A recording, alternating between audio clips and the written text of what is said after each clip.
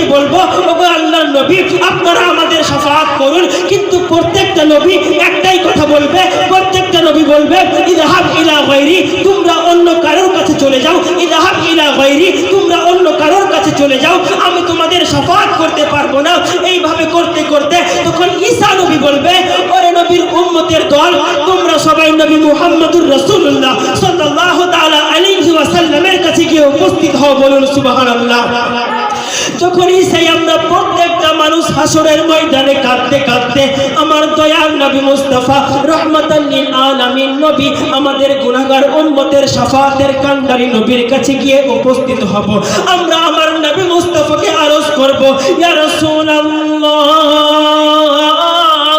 ইয়া হাবিবাল্লাহ, নবী গো আপনি আমাদের শাফাআত করুন গো নবী। ইয়া রাসূলুল্লাহ, ইয়া হাবিবাল্লাহ, নবী গো আমরা মুসা নবীর কাছে